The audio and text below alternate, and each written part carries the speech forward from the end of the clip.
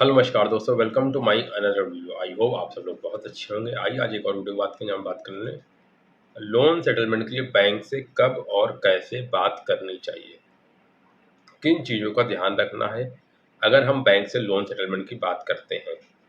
तो इस चीज़ के बारे में हमें ध्यान रखना है और बैंक से हमें कब बात करनी है और कैसे बात करनी है। मैं इन दो चीज़ों पे बात करने वाला हूँ। अगर आपका भी लोन डिफ़ॉल्ट हो गया हो, किसी रीजन से, जॉब नहीं है, बिजनेस नहीं है, हेल्थ चैलेंज है, एक्स वाई जेड कोई सा भी रीजन हो, और अगर वो रीजन आपका जेन्युइन है, सच में आप उस समस्या से परेशान हो और अभी आपका लोन डिफ़ॉल्ट हो गया हो, अगर आपको लगता है कि आपको इस समस्या से बाहर निकलना है और कोई भी रास्ता नहीं है, कोई भी ऐसी सेविंग नहीं है, कोई ऐसा सपोर्ट नहीं है, किसी प्रकार कोई मदद करने वाला व्यक्ति नहीं है, आप लाइफ में सब तरह से परेशान हो चुके हो, तो हर कोई अंतिम रास्ता लोन सेटलमेंट का ही चुनता है।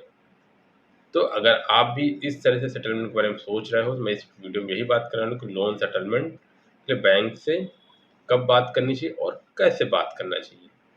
तो हालाँकि आपको ये बात पता होना चाहिए कि जब भी किसी का लोन डिफ़ॉल्ट होता है और लगातार 3 महीने तक ईएमआई पे नहीं करते, तो उस कंडीशन उस केस को बोला जाता है केस एनपीए हो गया है। और लगातार जब 6 महीने की ईएमआई पे नहीं होती, तो बोलते हैं कि ये केस तो इसे राइट ऑफ हो गया है, जिसके लिए बैंक आपको बोलता है कि आप सर हमसे लोन सेटलमेंट कर लीजिए।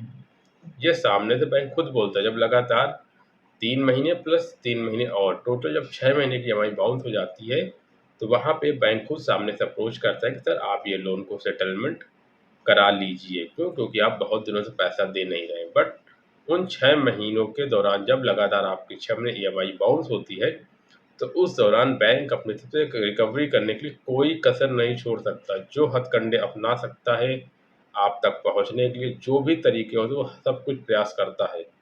जैसे कि कॉल के माध्यम से, जो आपके नंबर है, आपके नंबर पे दिन-रात फ़ोन करके, मैसेज करके, आपके रेफ़रेंस नंबर पे कॉल करके, आपके घर पे होम विज़िट करके, demand notice, legal notice, recall notice, home office, working place, हर जगह जो कर सकते हैं सब तरीके से करके, जब कहीं से उनको रास्ता नहीं, तो वो अंतिम रास्ते पे आ जाते हैं कि सर आप लोन सेटलमेंट करा लीजिए। तब जैसे मैंने आपको बताया कि कोई कंडीशन अगर आपके पास नहीं दिख रही, कोई मदद नहीं है, तो आपको बिल्कुल देखना चाहिए लोन सेटलमेंट के लिए उनके साथ बात करना चाहिए। बट लोन सेटलमेंट में आपको कैसे बात करनी, ये चीज़ भी ध्यान रखनी है। लोन सेटल की जो भी आप बात करोगे, आपको अपनी तरफ से अप्रोच नहीं करना है कि सर मेरे को लोन सेटलमेंट करना है, आप ये लोन सेटल कर दीजिए। ये बात कभी नहीं बोलनी है। अगर आप ये बात बोलोगे तो उनको ये लगेगा ये व्यक्ति जानबूझकर लोन सेटल करना चाहता है और ये इंटेंशनली पैसा बैंक का लेकर बैठ गया है और देना नहीं चाहता। तो वो फिर सेटलमेंट नहीं करेंगे और अगर सेटलमेंट के लिए वो तैयार होते हैं, तो बहुत कम डिस्काउंट देंगे। जहाँ पे वो फिर उनको लगेगा भाई आप जानबूझ के कर रहे हो सकता है, तो इस वजह से वो बोलेंगे ठीक है सर आपका 1 लाख का लोन है, हम आपका 30,000 रुपए माफ़ कर देते हैं, आप 70,000 पे कर दीजिए। इस तरह से क्या होगा कि लोन में कोई ख़ास छूट भी नहीं मिला, सिबिल भी खराब हुआ और पैसे भी पूरे देने पड़े। तो इसलिए कभी भी खुद से अप्रोच नहीं करना, कभी भी बता चढ़ा के नहीं बात बतानी, झूठ नहीं बोलना। आपकी रियल सिचुएशन है, आप पेमेंट पे करने की स्थिति पे नहीं हो, या आपकी जॉब नहीं है, या आपका बिज़नेस नहीं है, या हेल्थ जो है उनके साथ आप साझा कीजिए, उनको बताइए कि मेरी ये कंडीशन है और मैं इस वजह से पैसा नहीं पे कर रहा हूँ और मेरा कोई रीज़न नहीं है। आप उनको खुल के सारी बातें बता दीजिए और हो सके तो वो चीज़ आप मेल पे भी लिख के भेजिए, लेटर भी लिख के भेजिए, जिससे कि उनको आपका भी एक रिकॉर्ड हो, बैंक के पास भी रिकॉर्ड हो। और जब भी लोन सेटलमेंट के सामने से अप्रोच आएगा तब आप बात कीजिए। और जब लोन सेटलमेंट ऑफ़र आएगा तो बोलेंगे सर आप लोन सेटलमेंट करना चाहते हैं? तो आप बोलोगे हाँ, मैं करना चाहता हूँ, मेरी कंडीशन अच्छी नहीं है। बट उस टाइम ये भी बोलेंगे कितने रुपए में आप करना चाहते हैं? बहुत ही छोटी लाइन है बट बहुत काम की लाइन है। तो सामने से रिकवरी आपसे पूछेगा कि सर आप कितने रुपए में लोन सेटलमेंट करना चाहते हो? तो आप क्या बोलोगे सर मैं 50,000 में करना चाहता हूँ। तो वो आपसे जानना चाहता है। उनके पास तो ऑफ़र होता है कि जिस एजेंसी को केस गया वो बोलेगा ठीक है, ये कस्टमर है, इसका ये लोन है और 15% 20% जितना भी आप पैसे से रिकवरी करके लाओगे उसका आधा आपका कमीशन है।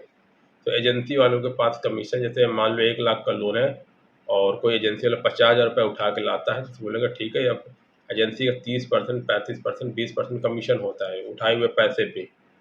तो इस प्रकार से आपको पूछते हैं। तो कभी भी हम बोलोगे मैं 50,000, बोलोगे सर आप कितने में कर सकते हो, आपको ये बात बोलनी है। तो वो बोलेगा सर 1 लाख का लोन है, हम आपको 60,000 रुपये डिस्काउंट कर देंगे, आपको 40,000 रुपये पे करना है या 50,000 रुपये पे करना है। वो अपने हिसाब से आपको बता देगा कि उसका क्या बैंडविड्थ है पहली बार में। अगर आपको लगता है कि नहीं मेरे को 1 लाख का नहीं, मुझे 1 लाख का लोन 30,000 में सेटलमेंट करना मेरी कंडीशन नहीं है, मैं नहीं दे पाऊँगा पैसा, मैं उस हाल पे नहीं हूँ जिसमें पैसा दे सकूँ। तो आप उससे बोल सकते हो सर मेरी कंडीशन इतनी नहीं है, मैं ये पैसा नहीं पे कर पाऊँगा, आपको समझने का कोशिश कीजिए। मेरी कंडीशन इतनी अच्छी नहीं कि मैं आपको ये पैसा पे कर पाऊँ। इस प्रकार से आप उसको बोल सकते हो। तो आप उसको बोलोगे सर अगर हो सके तो मैं 20-25,000 रुपये कर सकता हूँ, 10-15,000 रुपये मेरे पास सेविंग है और 5-10,000 मैं कहीं और से अरेंज कर किसी से उधार लेके आऊँगा, मुझे 1 दिन का समय दीजिए, मैं उधार अरेंज करता हूँ। अगर आप बताइए इतने 25,000 तक में हो सकता है या 30,000 तक में हो सकता है, जो आपकी रियल कैपेसिटी है, उस वो आप उनके सामने बताइए कि मैं इतना कर सकता हूँ, मुझे समय लगेगा 1 दिन, 2 दिन, 3 दिन। मेरे को अरेंज करना पड़ेगा। मैं 5-10 हज़ार तो मेरे पास है, मैं 10-20 हज़ार कहीं से अरेंज करूँगा। वो अरेंज करके पैसा लाऊँगा तब आपको पे कर पाऊँगा। अगर सर आप ये कर सकते हो तो मुझे बताओ। तो रिकवरी के पास अगर वो बैंडविड्थ होगी, वो अगर इतने में डिस्काउंट करने की कैपेबल होगा तो आपसे करेंगे, नहीं बोलेगा ठीक है सर आप वेट कीजिए, मैं अपने सीनियर से बात करता हूँ, मैनेजर से बात करता हूँ, मैं सर अप्रूवल लेके बताता हूँ। वो इस प्रकार से बोलेगा। और जब बोले ठीक है सर आपका 1 लाख को हम 25,000 कर दें, तो बोलिए ठीक है सर मेरे को पास 15,000 है, मेरे को शाम तक का टाइम दीजिए, मैं अरेंज करता हूँ और आपको इसी नंबर पे व्हाट्सएप या कॉल करता हूँ, तो आप मुझे सेटलमेंट लेटर दे दीजिएगा। तो बोलेगा ठीक है सर इतने में हो जाएगा। तो आपसे बोल दीजिएगा ठीक है सर, आप मेरे को सेटलमेंट लेटर भेज दीजिए, मैं शाम 5 बजे 7 बजे सुबह तक पेमेंट आपको कर दूँगा।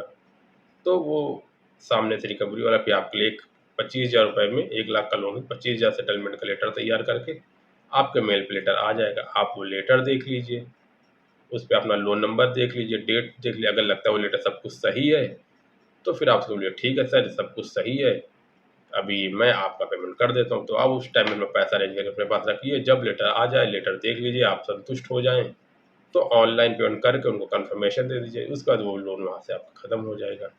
पेमेंट जैसे 2 दिन 3 दिन लगता है, लोग बोलते हैं अपडेट, हालाँकि पेमेंट डिजिटली तुरंत अब आजकल ऑनलाइन होता है, तो तुरंत अपडेट हो जाता है। तो इस प्रकार से फिर वो रिकवरी वाले बोलेंगे ठीक है सर पैसा आपका आ गया, तो आपकी बात खत्म, जो कंडीशन थी टर्म एंड कंडीशन लेटर के हिसाब से फुलफिल हो गई, अब यहाँ से आपका लोन क्लोज हो गया। अब कोई रिकवरी वाला आपको यहाँ से परेशान नहीं करेगा, कोई आपको तंग नहीं करेगा। बट अब लेकिन आपका यहाँ से सिविल स्कोर खराब हो जाएगा, तो भविष्य में फिर कहीं से सिविल खराब हो जाए, कहीं से लोन आपको आसानी से नहीं मिलेगा। इस चीज़ को ध्यान रखिए। लेकिन जब कभी भी लाइफ में 2 साल 3 साल जब कंडीशन आपकी अच्छी हो जाए, तो आपको कोशिश करना है कि पूरा पैसा बैंक का वापस देना है और सिविल को ठीक कराने के लिए चीज़ें प्रयास करना चाहिए। आज का समय खराब, बैंक ने आपको छूट दी, बट ऐसा नहीं समय लाइफ टाइम खराब रहेगा। 2 साल 3 साल का समय आपका अच्छा आएगा और फिर चीज़ें ठीक होंगी और फिर आप सारा पैसा उनको पे करके चीज़ें ठीक कर दीजिए। आई होप दोस्तों आपको मेरी बात समझ में आई होगी जो मैं बताना चाह रहा हूँ।